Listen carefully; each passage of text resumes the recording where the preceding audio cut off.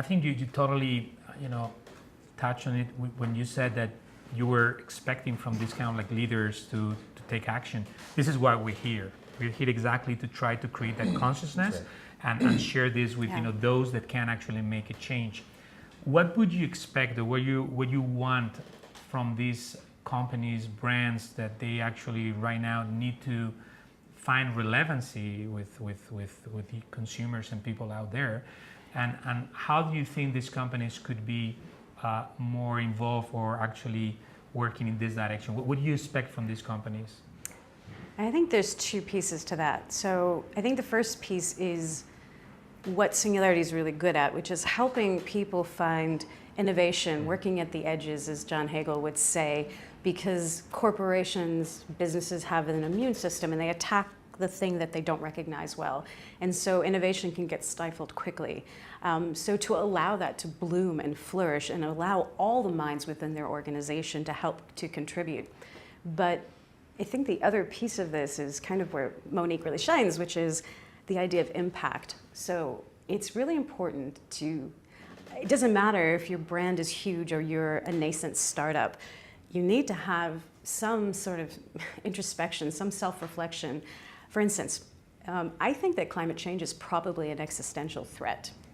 I think companies need to take more responsibility for their supply chain and for their product lifetime and how these things enter the environment and what consumer behavior is going to be like when they get all these plastics or all these things and they look at all the components of whatever it is that was packaged and sent to them. Even if they wanted to, they wouldn't even know what to do to extend the life cycle or to make sure it didn't have a negative impact on the planet. Or the chemicals that are used, how does that impact everyone's health? I think that companies need to start to think about what it is they're doing, because what they do has an enormous impact on this planet. I would say that even companies today, as it relates to the commons of humanity, have an advantage over companies that don't think about it. If you look at some of the fastest growing brands right now, the ones that take an active stance for the environment, for the well-being of the people that they serve, they're the ones that are growing the fastest and doing the best. And more companies should take that example and follow it. And when we see, especially in the startup ecosystem, a company that is mapped to purpose, they are able to recruit more interesting people to work on their projects. They're able to get more interesting capital from interesting people. They have more people that are willing to support them. And so especially, and I'm not saying a social enterprise or a local solution, but a big, massive transformative purpose that can create the type of impact that's possible, to change the world. It changes everybody. Now the CEO gets out of bed, hurriedly in the morning, like ready to go. The team is galvanized around this bigger mission that's serving a greater purpose, and the lifetime of the startup or the small, medium business is completely extended. So I don't know if you guys are aware, but there are actual research that proves that companies that have a purpose and that they are like faithful to it, basically they're getting like around 60% better results than other companies in terms of sales. And actually, like 2 out of 3 consumers, they would choose a company just because of that. So they would select the company one versus the other just because of the purpose of the company. Our work, even I could share with you, multiple brands, we're working with them at European level, where we're fully dedicated to redefining their purpose. Not because it's wrong, because it's not real. So talking about purpose, what you were mentioning, actually there are like a lot of research that proves that users would select the brand 2 out of 3 just because of the purpose, because it resonates with what they want in life. So I believe that is why it's so important to reconnect companies on why they are here, why they're with us and they can make a difference in our life. And sometimes what you were mentioning, Divya, about understanding, people's mind and why do they make the decisions that they make, it's so important for us to try to move from trying to capture the attention that is like a fight and trying to be, noisy and generate a lot of, buzz out there, versus understanding the intention of people, why people want to do things and how can I help you.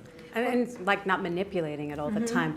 I told a bunch of companies, I said, by the way, the circuitry that you're interested in the brain for advertising is the same circuitry that's responsible for addiction to cocaine and heroin, right? You're tapping into that. So I say to them, you want to be very careful about how you manipulate those circuits, because you're manipulating someone's mind, and you have a certain responsibility, I feel, when you're doing that. And this kind of broadens the discussion. I think that another important thing is, who are your stakeholders?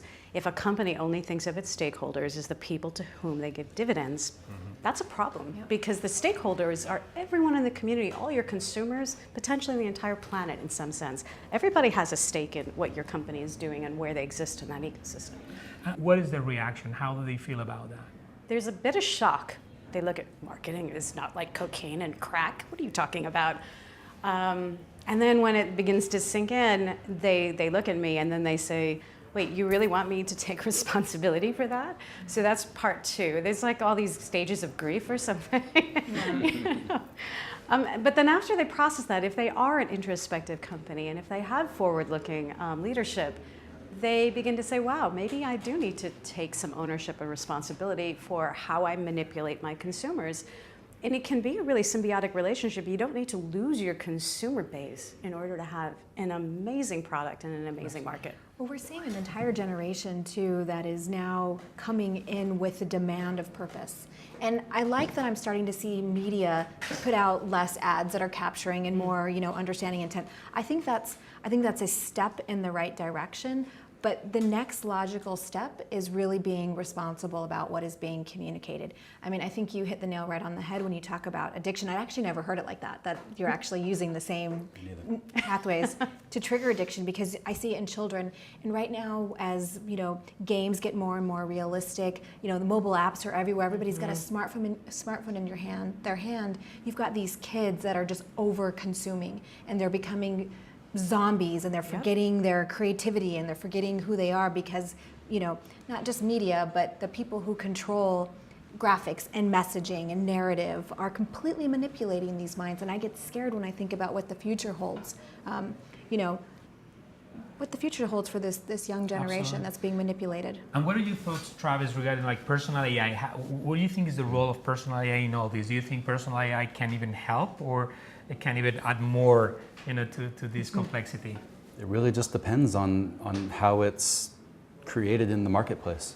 I mean, from my perspective, there's nothing that has more power to manipulate or to grab attention than these algorithms. Once they know everything that she's studying and it's built into the hardware of the system, there's nothing that you couldn't convince a human to do. Yeah. And so, from my perspective, things need to start at the very structural level. The reason that most corporations make the decisions that they do is because they're C corporations. They are legally bound by law to make decisions that are in the best interests of their shareholders. If you're a nonprofit, you don't have that. If you're a public benefit corp like Akin is, then you have some kind of middle ground in there where you can have some gray area. But once you're there, that's like the foundation that you sit on. Then you can kind of have a top-down view into, look, we can make the future that we want. We get to decide how the commons are impacted and how we lift individual humans up. And then now you've got a nice sandwich between which you can make good decisions, and you can do good for the world, and you can do good for all of the people that you And you can get rewarded handsomely with it Yes. too. It's not like you have to give up one to get the other. You can make money and do good. There's a whole notion of a triple bottom line and a double bottom line. And it's just, being, to use your word, more intentional as the CEO of a large organization and saying, I'm going to make money and I'm going to produce stakeholder returns or shareholder returns, but I'm also going to get returns from other places as well. Yeah, what Monique does at Singularity a lot is she says, look, I want to do really good for the world. I want to create change in the world, but I know that we can only create change if we can create sustainable business models for these companies. And so we're looking for companies that really want to do good in the world, but man, we've got to help you stick around for long enough to do it. Yeah. It's funny, one of the trends, of course, my world is like marketing and understanding this kind of space and how brands and people connect. One of the most important trends in 2018, I think, is going to be legislative brands. Brands that actually move away from like neutral spaces or spaces where they have like, this hygienic position about everything that I can't talk about this, I can't talk about that, because if I do that, then I'm going to miss this amount of users, or the other way around.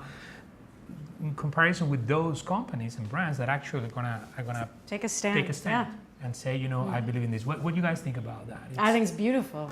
Look, there's intentionality seems to be coming up.